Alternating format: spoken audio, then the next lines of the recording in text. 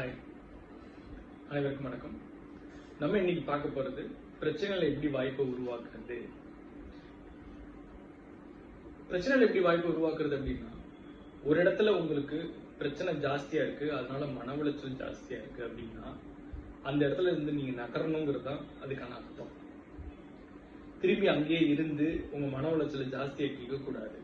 இது கடவுள் உங்களுக்கு கொடுக்கிற இன்ட்யூஷன். கடவுள் உங்களை வெற்றி பாதைக்கு அனுப்புறதுக்காக உங்களுக்கு அந்த இடத்துல பிரச்சனையை அதிகப்படுத்தி உங்களை அந்த இடத்துல இருந்து நிகழ்த்துறதுக்காக தான் அதை பண்றாரு. அதனால நீங்க மன உளைச்சல் ஆகி அதுக்காக வேற ஒரு பாதையில போகும்போது அந்த பாதை வெற்றி பாதையா கூட அமைய வாய்ப்பு இருக்கு. புரியுதுங்களா? உங்க மன உளைச்சலை சரி பண்றதுக்காக நீங்க டைவர்ஷனுக்கு போவீங்க. கண்டிப்பா அந்த டைவர்ஷன் வெற்றி பாதையா கூட அமையும். அதனால கடவுள் இதை பண்றாரு அப்படின்னா உங்களை வெற்றிக்கு தள்ளுறதுக்காக தான் பண்றாரு. மன உளைச்சல்ல இருந்து உங்க உடம்ப வீணாக்கிக்காருங்க. தயவு செய்து வெற்றிக்கான பாதையை எப்படி வேணாலும் உருவாக்கலாம். ஒரு பிரச்சனையில இருந்து கூட ஒரு வெற்றிக்கான பாதையை உருவாக்க முடியும்.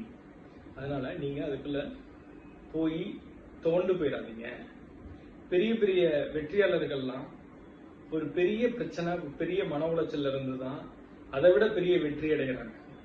அதனால நீங்க அதுக்குள்ள போகாம வெற்றி பாதைக்கான ஃபோக்கஸ் பண்ணுங்க. கண்டிப்பா ஜெயிச்சிடலாம். தேங்க்யூ.